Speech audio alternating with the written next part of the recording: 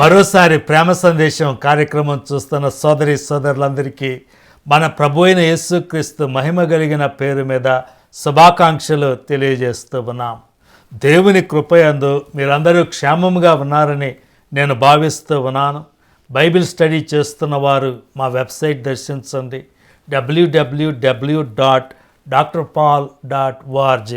ఈ వెబ్సైట్లో నేను రాసేటటువంటి బైబిల్ కామెంటరీ, నేను చేసేటటువంటి ఈ ప్రేమ సందేశాలు మీరు ఎప్పటికప్పుడు వినవచ్చు, చూడవచ్చు. అదేవిధంగా మా యూట్యూబ్ ఛానల్ దర్శించండి. మా యూట్యూబ్ ఛానల్లో ఇంగ్లీష్లో, తెలుగులో మేము చేసేటటువంటి కార్యక్రమాలు మీరు ఎప్పటికప్పుడు చదువుతూ ఉండవచ్చు. ఈరోజు గుడ్ ఫ్రైడే సందర్భముగా ఒక ప్రేమ సందేశం మీకు అందించాలని నేను ఆశపడుతూ ఉన్నాను.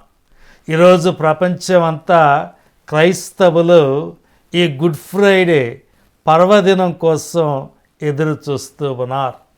తెలుగు ప్రజలు కూడా ఈ యొక్క గుడ్ ఫ్రైడే సందర్భంలో వారు యేసుక్రీస్తు ప్రభువును జ్ఞాపకం చేసుకుంటూ ఉన్నారు. అయితే వారందరి హృదయాల్లో ఏదో తెలియని బాధ ఆకట్టుకొని ఉంది. ఒకలాంటి భారమైన హృదయాలతో వారు జీవిస్తూ ఉన్నారు. ఎందుకలా జరుగుతుందో మనందరికీ తెలిసిందే. పాస్టర్ ప్రవీణ్ పగడాల గారు మృతి చెంది 17 రోజులు అయిపోయింది. ఆయన వెళ్ళిపోయాడు.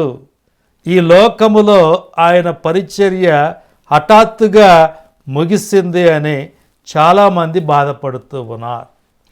ఆయన ఏ విధముగా మరణించాడు? యాక్సిడెంట్ జరిగిందా? హత్య చేయబడ్డా అన్నటువంటి ప్రశ్నలు కూడా అనేక మందికి దిగ్భ్రాంతిని కలిగించాయి. ఈరోజు పోలీసులు ఒక రిపోర్ట్ వారు రిలీజ్ చేశారు. మా ఇన్వెస్టిగేషన్లో మేము తెలుసుకున్నది ఏంటంటే, పాస్టర్ ప్రవీణ్ గారు మద్యం సేవించి ఆ యొక్క మద్యం మత్తులో అనేక ప్రమాదాలకు గురయ్యాడు. చివరిగా రాజమండ్రిలో ఒక పెద్ద ప్రమాదానికి గురై ప్రాణాలు కోల్పోయాడు అని వారు చెబుతూ ఉన్నారు. ఈ యొక్క పోలీసుల రిపోర్ట్ తర్వాత కూడా మన యొక్క సంశయాలు ఆ విధముగానే ఉన్నాయి. ఎందుకంటే ఒకలాంటి అపనమ్మకము ప్రజలందరి హృదయాల్లో ఉంది.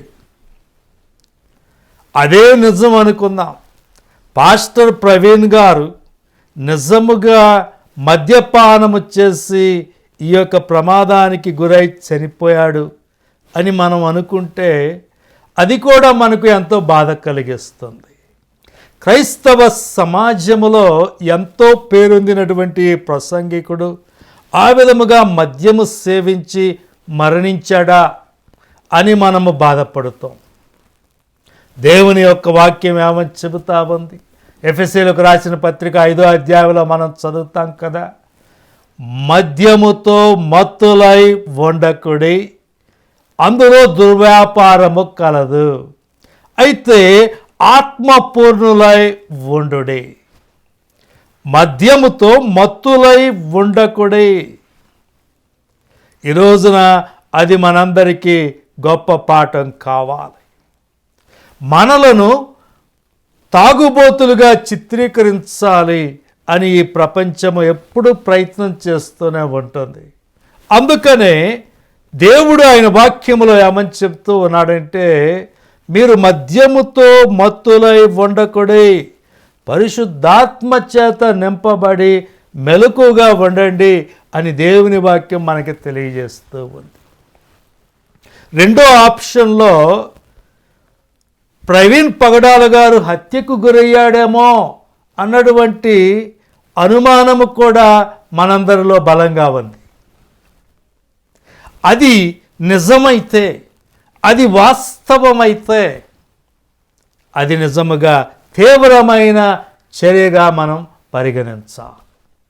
పోలీసు అధికారులు నిజముగా నీతితో నిజాయితీతో ఈ యొక్క ఇన్వెస్టిగేషన్ చేసి ఉంటే, ఎలాంటి ఒత్తిళ్లకు గురవ్వకుండా ఈ ఇన్వెస్టిగేషన్ చేసి ఈ ఇన్వెస్టిగేషన్ రిపోర్ట్ ప్రజలకు అందించి ఉంటే దేవుడు వారిని దీవించునుగాక, ఆశీర్వదించునుగాక.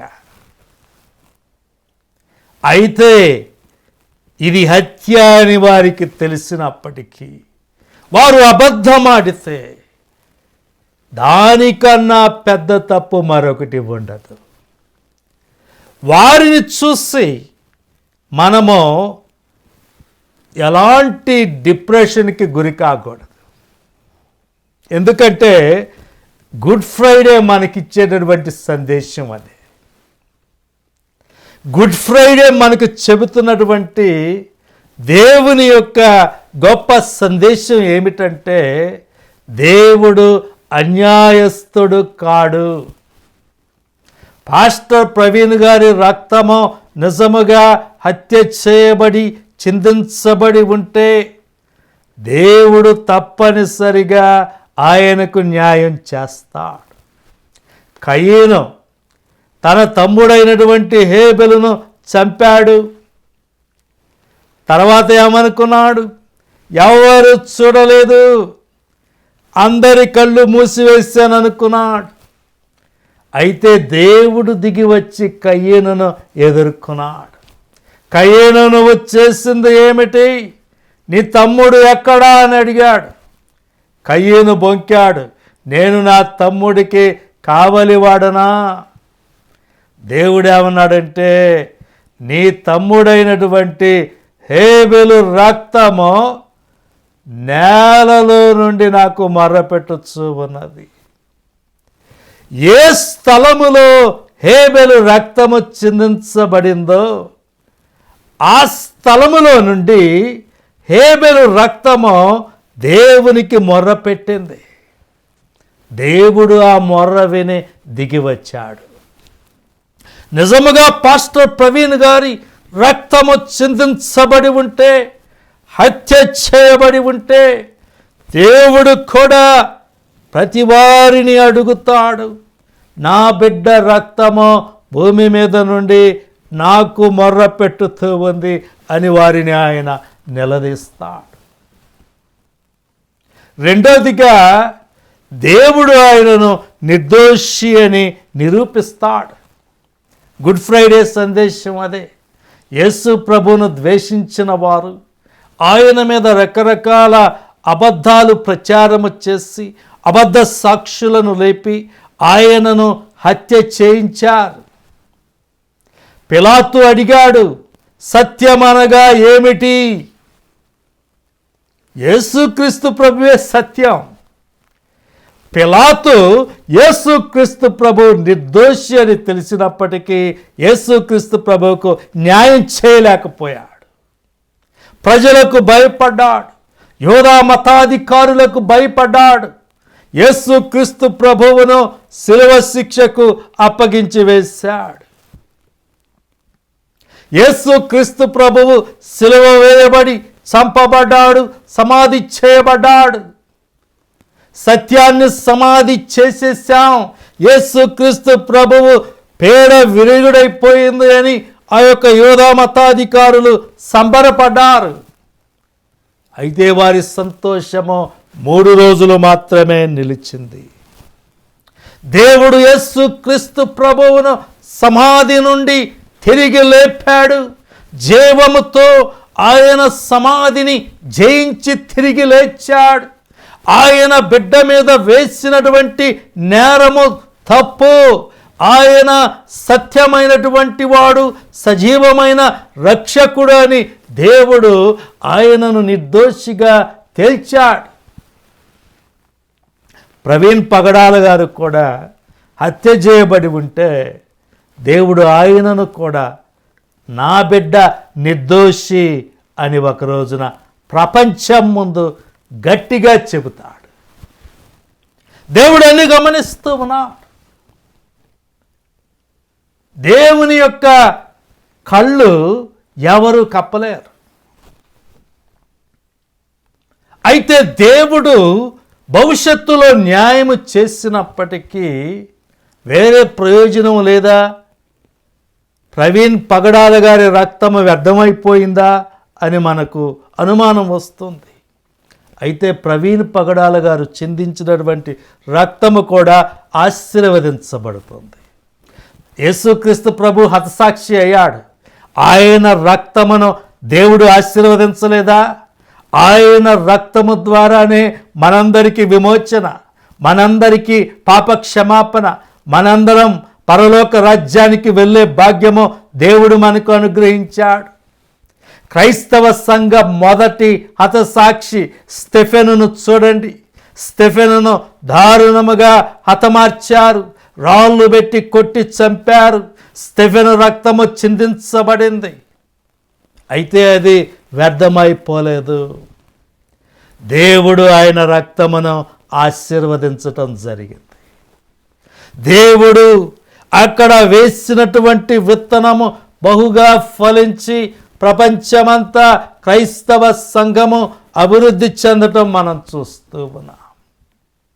ప్రవీణ్ పగడాలు గారు కూడా ఆయన హతసాక్షి అయి ఉంటే దేవుడు ఆయన రక్తమును తప్పనిసరిగా ఆశీర్వదిస్తాడు. ఆంధ్రప్రదేశ్, తెలంగాణ రాష్ట్రాలలో గొప్ప క్రైస్తవ ఉద్యమమును తీసుకుని రావటం ఖాయం. కాబట్టి గుడ్ ఫ్రైడే మనకిచ్చేటటువంటి గొప్ప సందేశం అదే. దేవుని బిడ్డల రక్తము ఊరికనే పోదు. మొదటిగా దేవుని బిడ్డలు కార్చే రక్తము ఆశీర్వదించబడుతుంది. రెండవదిగా దేవుడే నా బిడ్డలు నిర్దోషులు అని వారి కొరకు ఆయన వాదించే రోజు కూడా వస్తుంది. మూడవదిగా ఎవరైతే వారిని అన్యాయముగా హతమారుస్తారో దేవుడు వారికి కూడా శిక్ష వేస్తాడు. దేవుని యొక్క బలిపీఠము కింద ప్రతి హతసాక్షి భద్రపరచబడుతూ ఉన్నాడు. మీరు చూడండి, ప్రకటన గ్రంథములో 6వ అధ్యాయములో మీరు చూడండి.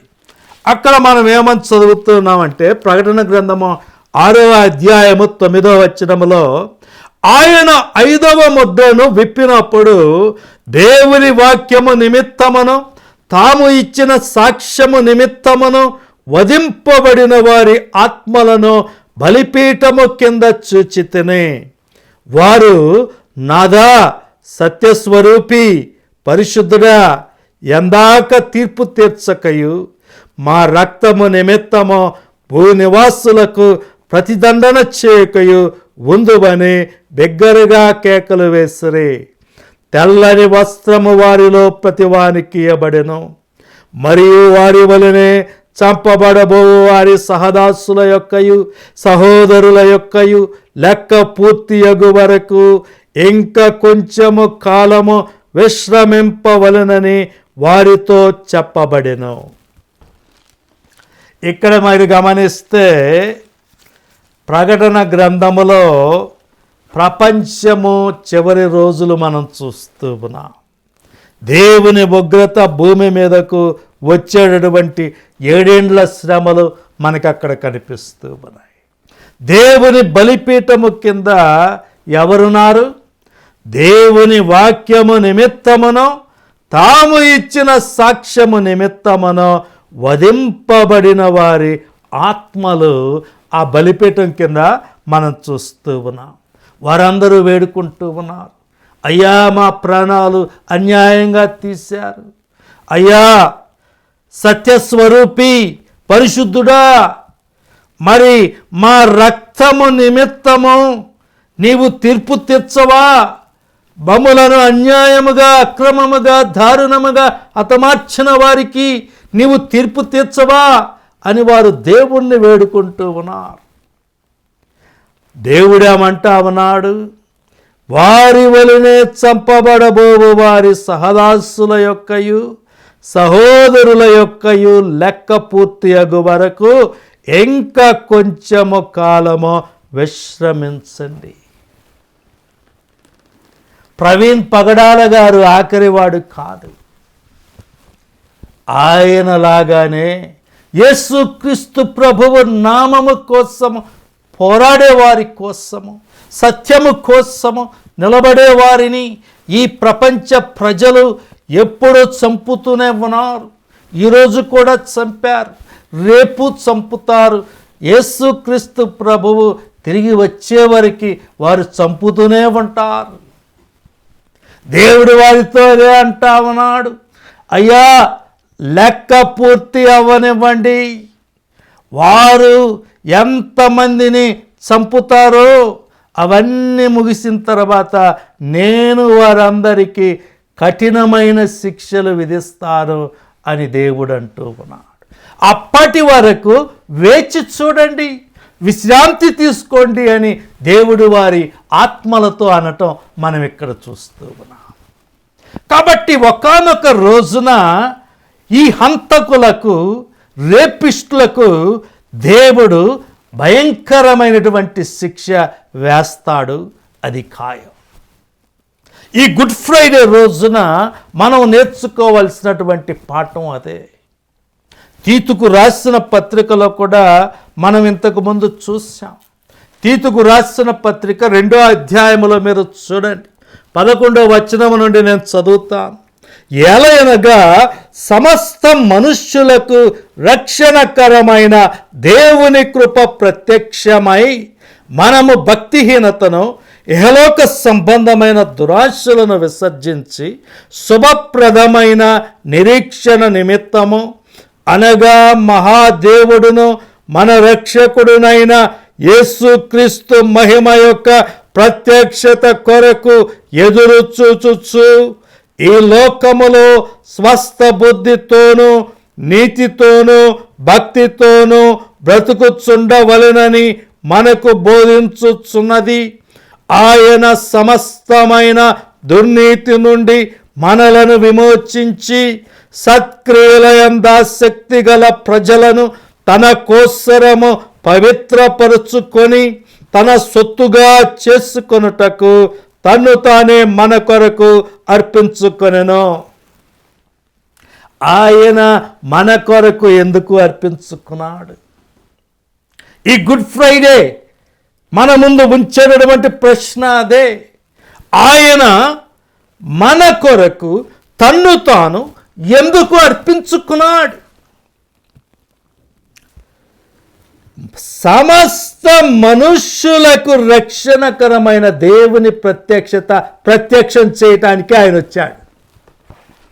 దేవుడు సమస్త మానవాళికి రక్షకుడు. యెషయా గ్రంథం 45వ అధ్యాయంలో కూడా మీరు చూడండి.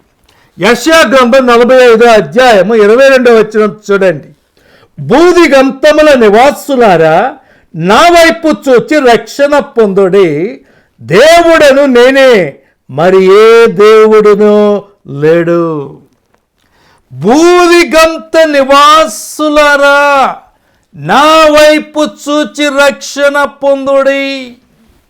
యేసుక్రీస్తు ప్రభువు కేవలము ఇశ్రాయేలీలకు మాత్రమే రక్షకుడనే వాళ్ళు ఉన్నారు. యేసుక్రీస్తు ప్రభు కేవలము ఇశ్రాయేలీలకు మాత్రమే ఆయన ప్రవక్త అనేవారు ఉన్నారు. యేసుక్రీస్తు ప్రభు కేవలము కొంతమంది కోసమే ఆయన మరణించేవాడు అనేటటువంటి గ్రూపులు ఉన్నాయి. అయితే దేవుని వాక్యం ఏమని చెబుతా ఉంది? ఆయన సమస్త మనుష్యులకు ప్రత్యక్షమైన దేవుని కృప. ఆయన ఆ యెషయా చేసిన ప్రవచనము ఆయన సంపూర్తి చేశాడు. యెషయా గ్రంథములో దేవుడు అంటా ఉన్నాడు, భూదిగంతముల నివాసులారా, నా వైపు చూచి రక్షణ పొందుడి. దేవుడను నేనే, మరి ఏ దేవుడును లేడు. భూదిగంత నివాసులారా, ఈ ప్రపంచ ప్రజలందరినీ దేవుడు పిలుస్తూ ఉన్నాడు, నా వైపు చూడండి, నేనే మీకు రక్షకుణ్ణి. ఆ ప్రవచనమే ఇక్కడ నెరవేరింది.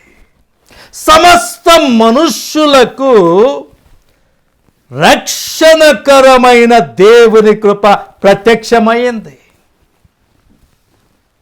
అది ఏం చేసింది? మనము భక్తిహీనతను, ఇహలోక సంబంధమైన దురాశలను విసర్జించి శుభప్రదమైన నిరీక్షణ నిమిత్తము, అనగా మహాదేవుడు మన రక్షకుడునైన యేసుక్రీస్తు మహిమ యొక్క ప్రత్యక్షత కొరకు ఎదురు చూచుచు ఉన్నాము అంటూ ఉంది.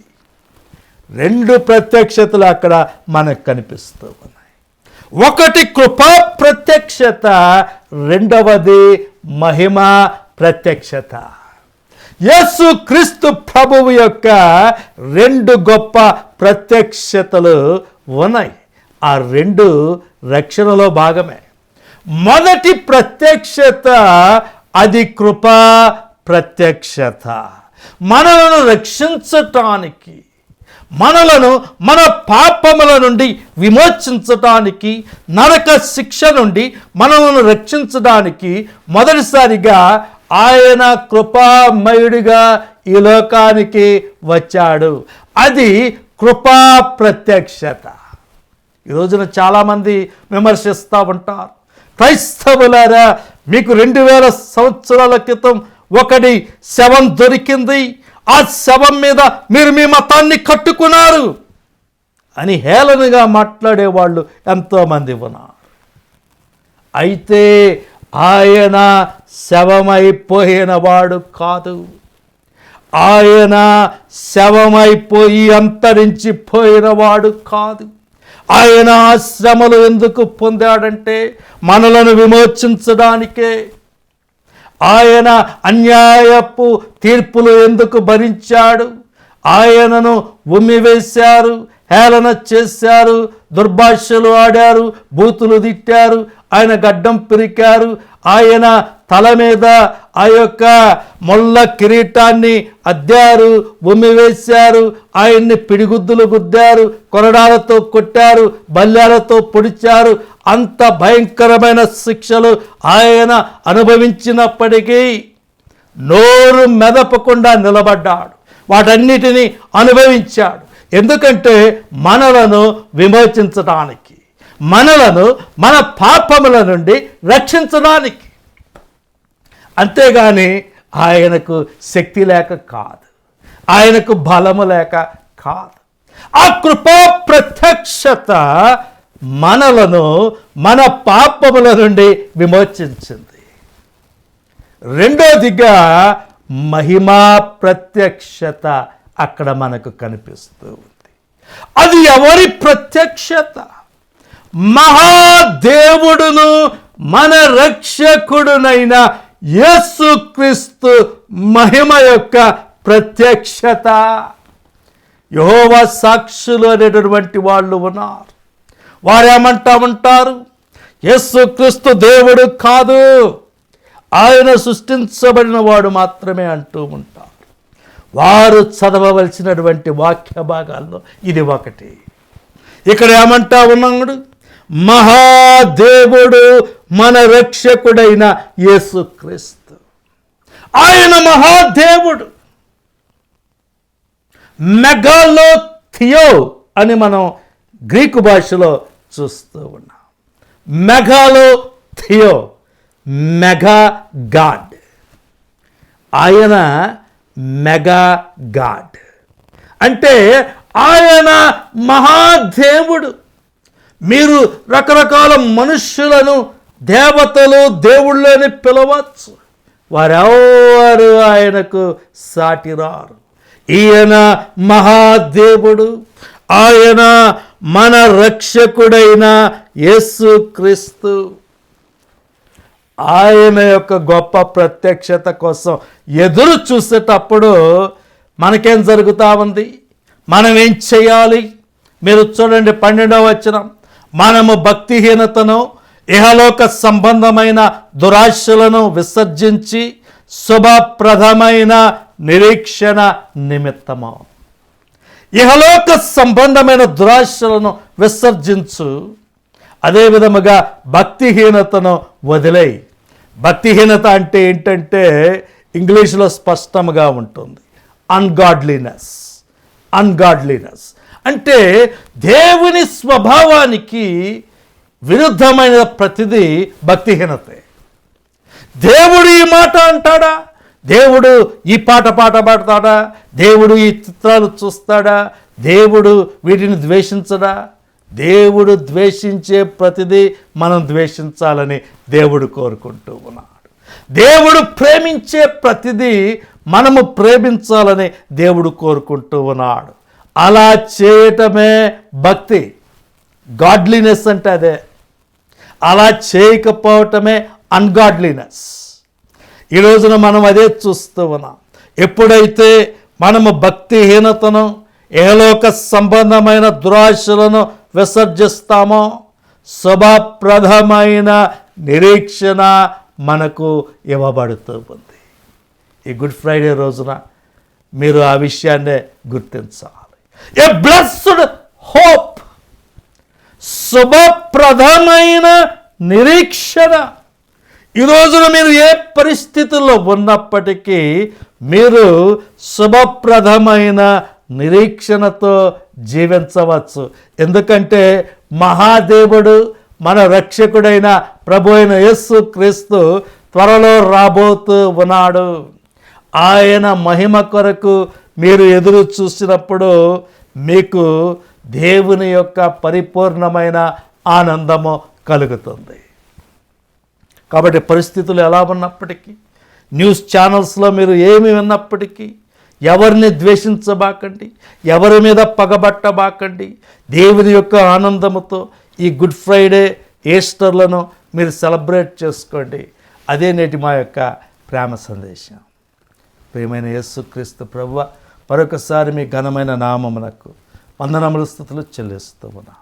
ప్రవీణ్ పగడాల గారి కుటుంబాన్ని మీరు ఆదరించండి. వారి తల్లిని, తండ్రిని, ఆయన యొక్క భార్యను, పిల్లలను, బంధువులను మీరందరినీ మీరు ఆదరించి తోడ్పాటును అందించవలసిందిగా ప్రార్థిస్తూ ఉన్నాం. ఈ సమయంలో ఎంతో ఆందోళనకు గురైనటువంటి క్రైస్తవ సోదరి సోదరులందరినీ మీరు మీ యొక్క పరలోకపు హస్తముతో ఆదరించవలసిందిగా, మీ యొక్క మహిమా స్వరూపాన్ని వారికి చూపించవలసిందిగా ప్రార్థిస్తూ ఉన్నాం. ఈ ప్రార్థన మా ప్రభువును రక్షకుడైన యేసుక్రీస్తు వారి ఘనమైన నామములో ప్రార్థించి అడిగి వేడుకొంచున్నాము తండ్రి, ఆమేన్. తిరిగి వచ్చేవారం మరోసారి కలుద్దాం. Thank you.